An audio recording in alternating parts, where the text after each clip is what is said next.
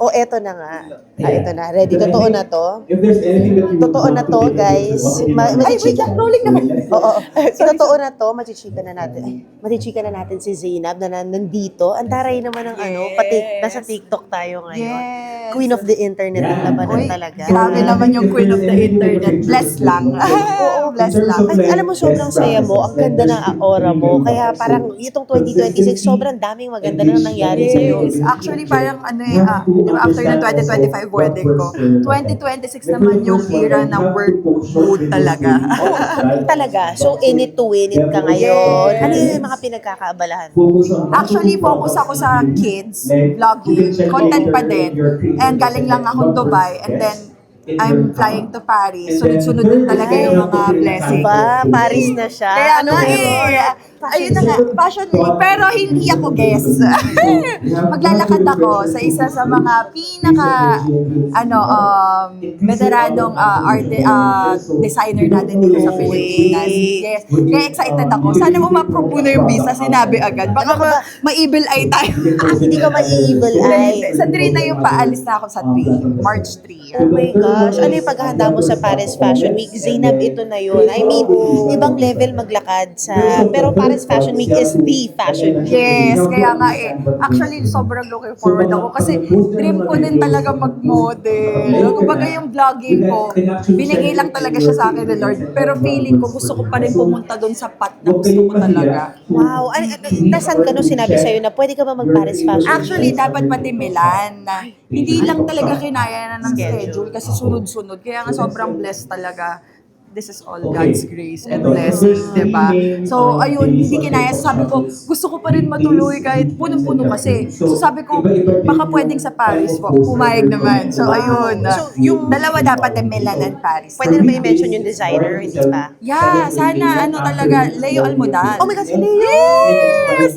Diba, kinikilig ako kasi nag-cover ako ng Global Magazine. Gown ni Leo Almodal yung ginamit ko. And then from there, doon na nagkaroon ng relationship na maglakad ka for me, ganyan. Nakikita mo yung sarili mo na sapalaran sa Paris Fashion Week? Yung mga ginagawa nila Miss Heart, parang hindi ko kaya yun. Nahiya ako. Pero kung magkakaroon ng chance, why not, diba? Sino ba naman ako para humindi? No, but really, the industry is creator-driven right now. And isa ka sa mga top na una dyan.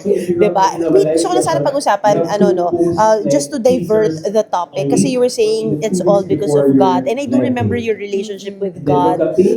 Yung asawa mo rin, gano'n, diba? Ngayon talaga sobrang sabi ko nga nakilala ko, like nagdadasal ako before, pero iba kasi yung may intimate relationship ka, yung kilala mo talaga siya, alam mo yung mga ginawa niya, yung mga ganon. So ngayon madami na ako kahit paano talaga. And marami pa akong mas malalaman tungkol sa kanya. Nag-aaral din talaga ako ng Bible. Wow. Pero buti kalmado ka pa rin. Ngayon kalmado na, compare dati, diba? Sobrang, ganon-ganon. Ngayon talagang pinag-pray ko kada mag-show up ako kahit saan, God be with me, grant me grace and wisdom kung paano ako mag-portray na ma-honor kita. That's good. Pero kasi, di ba, syempre alam naman nating hot topic ang religion ngayon, di ba? Yes. Sa mga nangyayari din online. I'm sure updated ka doon.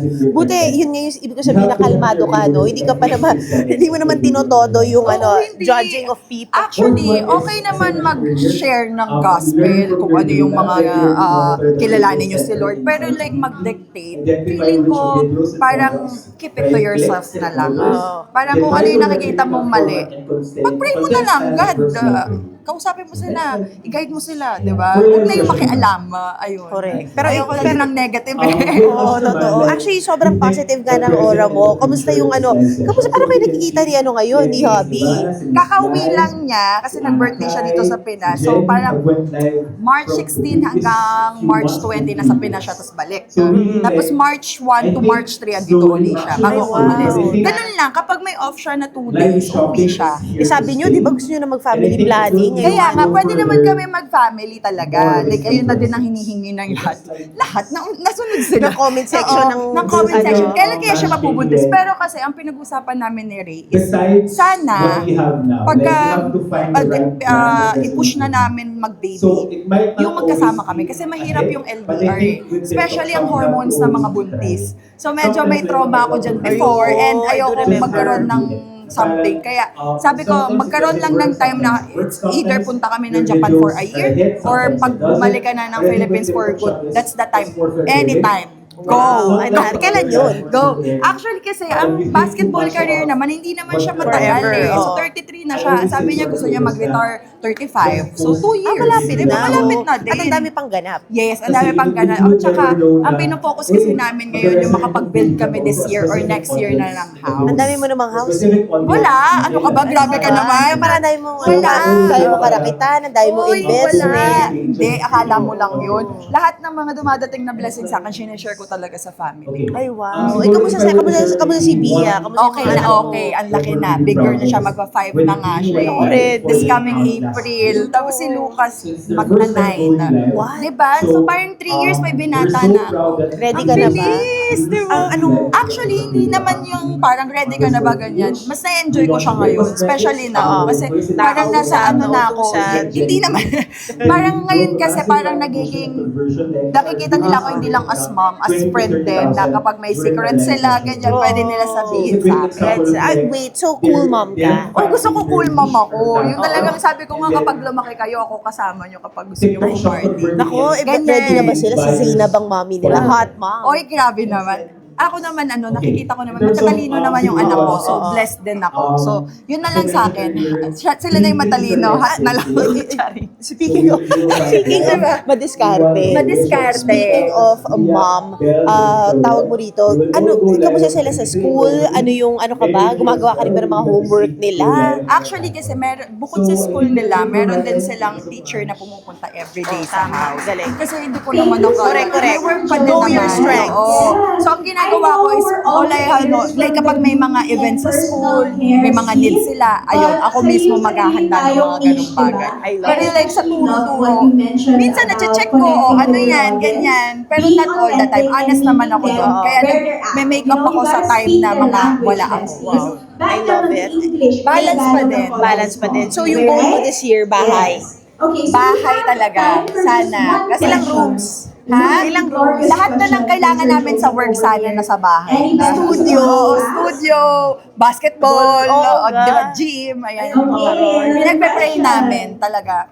Mabait si God. I love it. Pa-provide niya yan. That's God good. will provide. Thank you. Thank you so much. Kasi may pa Jenny. Ayan, Jenny Moon, Oo. guys.